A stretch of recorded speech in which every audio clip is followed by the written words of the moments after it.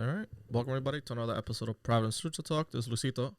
This is your boy, J. Aguila. And we're here to talk wrestling. There's been a week. I think interesting week. We had Hell in a Cell over the weekend. We had the aftermath for Raw. We had NXT. Basically, they gave us a pay-per-view and also AEW, which will be interesting to get your perspective for AEW, which you're fond of that show. Yep, and of course, if you can follow us on the social media, the Providence Lucha Talk, as well in our audio content of the podcast app on Apple Music, Apple Podcasts, as well as Spotify. Just search in the word the Providence Lucha Talk. You know, give us the like, follow, and the 5-star. Leave a comment below, and hopefully you enjoy the show as well. It's close to the election day, so for those who are listening, please make sure you use your right to vote. We know that, both candidate parties are not the most favorable one, but it is your duty as a citizen to, use your vote. You know what I'm saying? If you want to see change, you got to vote. Definitely. So that's on that. But yes, we had a great week of wrestling for us.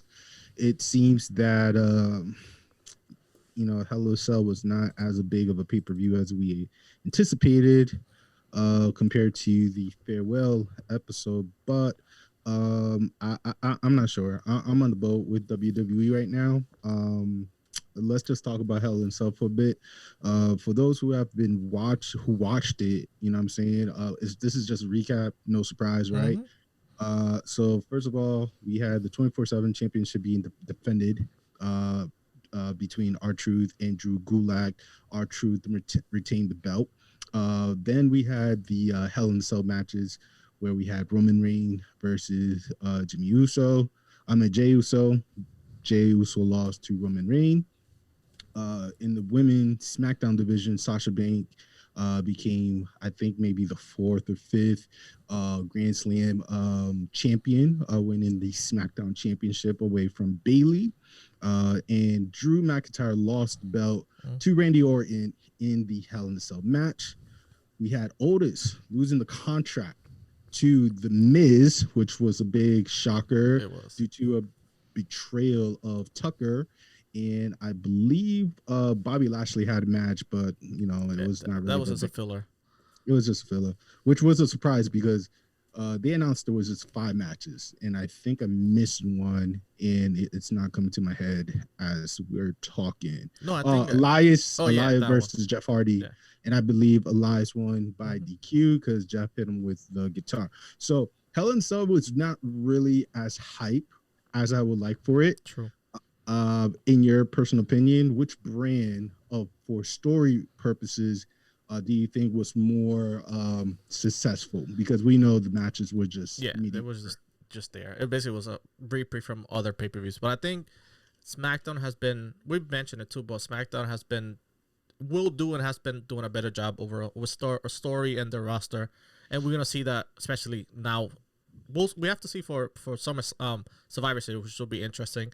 But for Hell in a Cell, I think the stories for SmackDown were better. The thing it was I surprised me a little bit was that they opened up with the Roman Reigns and Jey Uso. I thought that was gonna be the finale. But you know what I'm saying? Like, I know they had the Randy Orton and McIntyre, but I wasn't expecting that match to be first. I like how it opened up the show. I like that, and also I like the finale with that he was crowned as like tribal chief. We'll see what will happen. This is recorded on Thursday, so we'll see what happens tomorrow on SmackDown. If the Usos will join him or they'll be outcasted from the tribal exile, basically excommunicated exile from the family. But I think for what's best for them, I think they might be their henchmen kind of, but we'll see. We have to see for Friday. But I think the Roman Reigns situation was good, and the Otis thing that surprised me. That was a big surprise. That was a big swerve. I thought Otis was gonna win it, but now we might get a repeat of what we saw. I think it was like 8 or 7 years. Yeah, but 2010. So it was Miz and Randy Orton. So we might see that, which I think Miz might do something better with the briefcase than Otis. So basically, what we witnessed too is that when Roman Reigns was being crowned as chief, basically he was crowned by the Wild Samoans. You know what I'm saying? Those who are really wrestling heads. They were pretty big back in the early 70, late 70s, 80s. You know what I'm saying? And it seems that one of them have a son named Kona Reeves. You know what I'm saying? I think he's training in the PC. If WWE play it right, the man can participate with the storyline. You know what I'm saying? Roman Reigns could bring him in and make the story more interesting to build up a star, because now out of the Samoans, right, we have Samoa Joe, we have the Usos. But Samoan also, he is part Samoan, but I don't think he's part of the same lineage. No. But I'm just saying, Samoans all together. Okay. Yes. Okay. So we do have Samoa Joe, Nia Jax, the Usos. We do have Tamina. We have Roman Reigns. I believe we also have I mentioned Kona, and this one person who's missing. Also, the Rocket's there, but that's Rock gonna be the final daughter. payout. Yeah, and the daughter. And the daughter. Yeah. So the only way the story could build for the Rock is if his daughter get involved. You know what I'm saying? Okay. With the storyline, but I'm not sure how they're going to pull this off. The only way I can see it work if Naya joins the tribe, and and then she define, she go against the Rock's daughter. Then the Rock comes in as the legendary one to try to his part of to be the head of the family. But this is just a rabbit hole. We're just like, and I think that could be a possibility. That'd be interesting if they care about storyline, they could keep it. How you mentioned. I think the whole Rock situation, the daughter, I think that's gonna be later, like in the future, like years ahead, because she got into the system recently, into the NXT developmental. I think she was getting surgery over the summer from some type of injury that she sustained, so I think she might be out for a little bit. But that'll be interesting to see the Rock's daughter and kind of like continue the family lineage from there, and even Nia and them. But I could see Tamina and Nia kind of be reunited or make something like a solid front of the women's division. So I think they could hold either the title for each brand or even as a tag team or something together. That'd be interesting to see all the Samoan tribe or Samoan family hold all the gold potentially, which would be interesting. I mean, it's really one of the best stables we could see in WWE in general, in a sense, because we got the Hurt Business, we got the Fiend doing his thing. Now we have Retribution, who's sadly being buried in a sense. Like Monday didn't do any type of righteousness for them. So if we're talking about storyline basis, right, I think, the Samoans are having a really good time with this, and they have something they could really go big for 2021. You know what I'm saying? Go big, start from the Royal Rumble all the way down to WrestleMania. If if the rumors are true, we might see The Rock versus Roman Reigns. I don't know how it's going to work out, but it's a possibility, guys. True.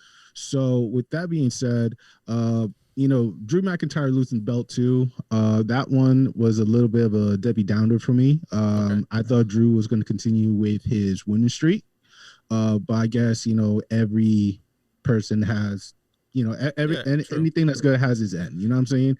And also the whole thing with Randy Orton winning, kind of catching up to Ric Flair's 16. So I feel like eventually they have to. I don't think he's 14-time champion. He's with Triple H, yeah. Yeah, so he's tied second. So it's basically Ric Flair and John Cena tied for first, and him, Randy Orton and Triple H tied for second for the 14. But I know that's kind of a story that was like let in the air when he was attached with Ric Flair. So I'm not saying I saw this happening in Hell in a Cell, but I feel like it was gonna happen sometime in the near future, because they're trying to like at least get him close to the 16. But I was so surprised because that match was intense. It was good. I thought I was expecting somebody go through the cell, kind of like the Mick Foley Undertaker, but they're not gonna repeat that. But that fall was kind of like crazy. The one that McIntyre took from the side over to the table. for a person of his altitude, you Yeah. know what I'm saying, and his weight, yes, it had more of an impact. Between him and Kevin Owens during WrestleMania, True. I mean, like they're kind of tied to both, even though Kevin Owens did more of a like of a of a salt, you know what I'm saying? Moonsault, not moonsault, is like a front flip down the table, you know what I'm saying? Compared to Drew, who was just like he did similar to Shane, who just fell from his back, to the table. So it was like you said, it was intense. I was just shocked with the result because Drew was really my pick, and I think we both pick Drew for that one. I think. Yeah. So Drew was my pick on that one, and I was a little bit sad that he lost in that story. But if the next person is the Fiend, you know what I'm saying, in line for the belt, then so be it. Because as you guys saw on Monday Night Raw, Randy Orton was attacked by Drew during the moment with Blitz. Blitz was laughing and whatever, and then we heard the voice of the Fiend in the background. So I guess the Fiend is going for the WWE Championship once again. True, and I feel like it was difficult for him to be. I feel like he literally was stuck between a rock and a hard place, because either go attack the Fiend and see what happened, stuff from the past, or continue with McIntyre. I feel like he chose the correct way, go against McIntyre, because the Fiend, it's something. Comment below. Did we miss anything?